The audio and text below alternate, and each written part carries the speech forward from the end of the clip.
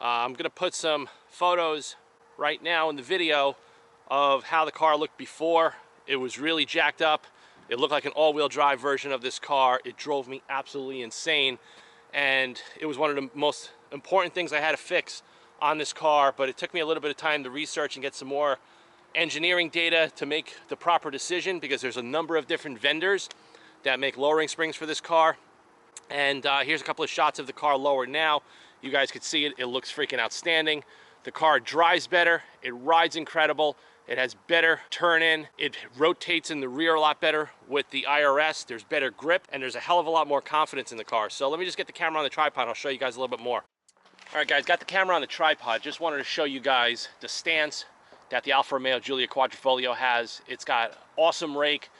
It came down about 7/8 of an inch, but you guys got to understand something. When you lower a car, any specification they give you is not exactly closing up the body height gap. The dimension that they give you, like 7/8, is 7/8 reduction in suspension travel, which sometimes translates into 2 inches of tire and fender well gap, and also rocker panel distance coming to the ground as well. So, like I said, before doing this, I looked into all the different springs that are out there. Not one of the vendors was able to give me engineering background as far as, are they linear, are they dual rate, are they progressive, what are the spring rates? And like I said, going into this, you don't want to put a progressive rate spring in a car that was designed with a linear or a dual rate spring, especially in the New York City area. The car is going to bounce like crazy. I don't know why companies like Eibach, they're notorious for doing that. Even on the Shelby, they'll take the spring rates from the factory, they'll make them softer, and they'll lower the car 1.5 inches. It just doesn't make any sense to me. Dynamically, that's the wrong way to design a suspension. Now, the springs that I chose are the KWs. These are marketed by ST, but they're manufactured in Germany by KW. These are a linear rate spring. We have a relationship with KW at our engineering facility in Germany. I reached out to one of the guys over there. I says, please give me the specs of the OEM spring rates and the KW spring rates. So I'm going to post those in the back of this video just for you guys to know. So I did the conversion because they give it to you in metric. The original front spring rates are 183 pounds per inch. The rears are 275.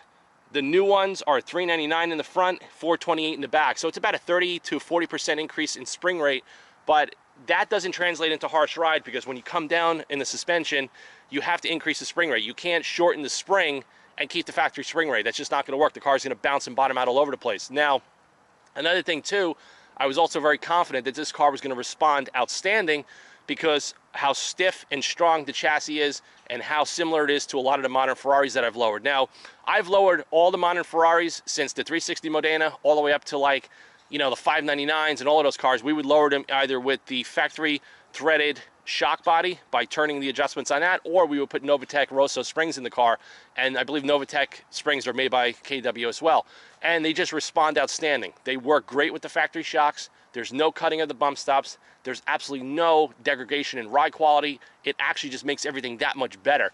And in this car, this was a phenomenal upgrade, not only for the aesthetics, but for the performance. Everything that this car did well now does perfect. Okay, and I mentioned in a couple of my videos, the back of the car would get a little bit of loose on me, and a lot of that is because the car was sitting too high. There was no negative camber in this car.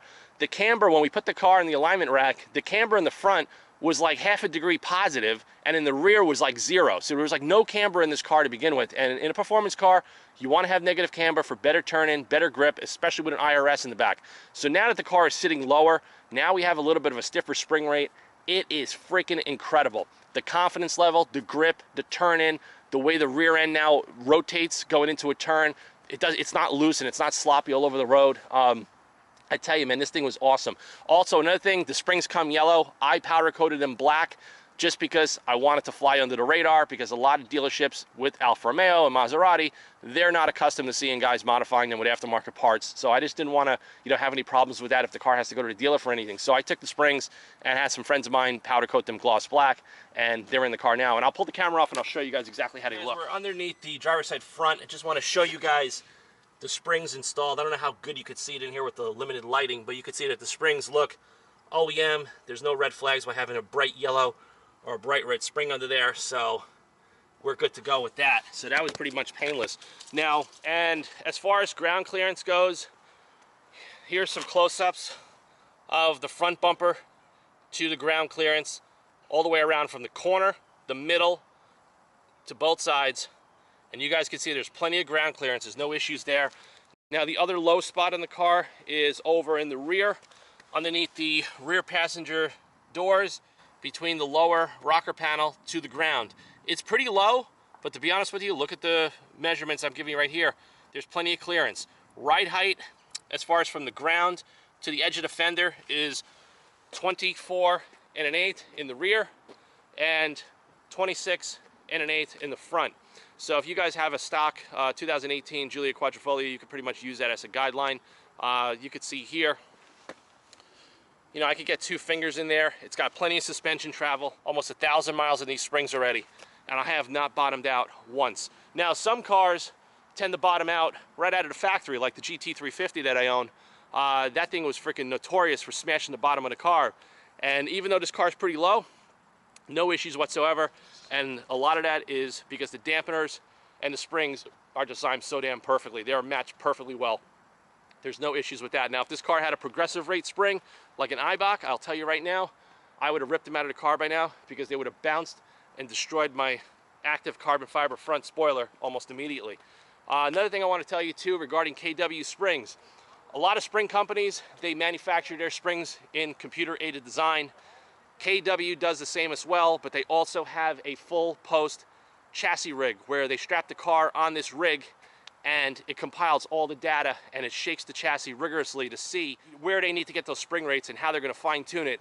KW also, every car that they develop springs for and suspensions, they go on the Nürburgring, one of the most challenging racetracks ever in the world. So you know these things are created properly. This is not like a company that just slapped on a quick set of springs for like a SEMA show or something like that. These were properly engineered, and nobody really has these in stock. I actually air freighted these in from Germany through FedEx, and I'll post the part numbers in the end of the video. If any of you guys want to do this upgrade, I highly suggest you do it if you're concerned about the aesthetics and you want to make the car drive that much better. You want to tighten up the rear end of the car and get better grip. You want to get better confidence. This is the way to go. By getting some negative camber in this car, it has completely transformed it from a great car to a perfect car right now.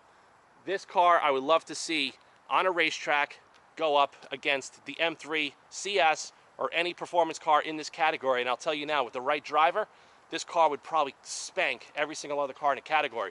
As far as ride quality, the way it rides, a quick comparison would be an F80 M3 with the passive non-EDC suspension. It feels similar to that, but it actually feels better because of all the aluminum and the better suspension design that this car has. So it's perfectly comfortable, no issues with potholes, no issues with ride quality at all. There's no bottoming out, and it is one of the best upgrades that I did to the car. And it's so funny because everything that I'm doing to this car, you know, usually when you modify cars, there's going to be some detrimental things that happen, especially if you lower the car. If you do an exhaust, it could be too loud, you could get drone. But everything that I've done to this car has not only responded perfectly, but it's taken things up to a much higher level. So I fixed the brakes. See that video? Also, the brake squeal's gone. I took care of that on Christmas morning. And now the suspension is perfect. The X-pipe and the exhaust, that just gave it a little bit more tone that I was looking for. The carbon fiber add-ons just gave it a little bit more jazz. Right now, this car, for me, is set up exactly perfect. Because like I said, you know, not every car is going to come out of the factory and it's going to, you know, be the perfect car for any driver, especially an enthusiast and someone that's been modifying cars his whole adult life. So I'm real happy with it. I think if you guys are on the fence, this is the spring you want to do. I don't suggest do the H&Rs. I don't suggest you do the Eibachs. And considering that I got the spring rates and we did all the comparisons and I know the engineering that went into these, I am confident to recommend these to anybody with an Alfa Romeo Giulia Quadrifoglio. So if any of you guys got questions, comments, if you have these springs, posted in the comment section below. And if anybody's got, you know, some questions regarding the installation, alignments, or whatever, you're more than welcome to always contact me. I'm open to talk tech with any of you guys that are into doing this for a performance or aesthetic upgrade. So I'll see you guys soon. autofanatic@yahoo.com. Stay tuned to the channel. There's going to be much more content. I got a couple more upgrades in store for the Alfa Romeo soon. And pretty soon we're going to throw the winter wheel and tire package on the car, and I'll do some videos on the Michelin Pilot Alpine P4s, and I'll let you know how those work out with another set of wheels. But right now, we're signing out. This is going to be the last video of 2018, and I will see you guys soon. Have a great new year. Take care. Guys, hope you got some good feedback regarding the ST springs made by KW for the Alfa Romeo Giulia Quadrifoglio. Car feels absolutely incredible. I absolutely love this car more and more each day, and I really think these subtle upgrades that I did to the car really dialed it in and made it exactly how I wanted it. So as you guys can see here, I'm hitting some bumps. This car is totally compliant. It's not shaking it apart. There's no bump steer. There's no issues whatsoever. The suspension is perfectly imbalanced because they set this car up with the proper spring rates and they went linear. They didn't go progressive, and that's it. So see you guys soon. Stay tuned to the channel for more automotive content. Please like, subscribe, and share. Race mode on the highway is phenomenal now. Absolutely phenomenal. Oh, this freaking car is incredible. Absolutely incredible.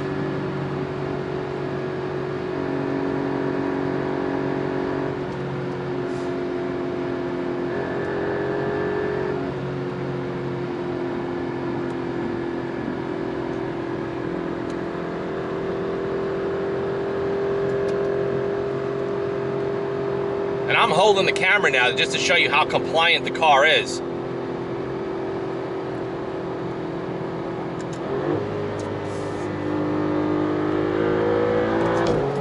Woo!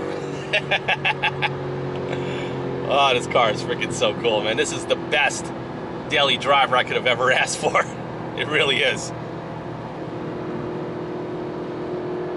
See, when you have a good car and a good platform that was properly engineered, you could do aftermarket upgrades and it's not going to destroy the car. Whereas if you do aftermarket upgrades in a New York City area on a mass-produced, normal non-performance car, you're going to blow out your shocks. You're going to have a lot of problems going along with it, and you're going to hate the car. But when you start out with a good car, you get a BMW, a Porsche, the Alfa Romeo Giulia with the Giorgio platform. This stuff is incredible.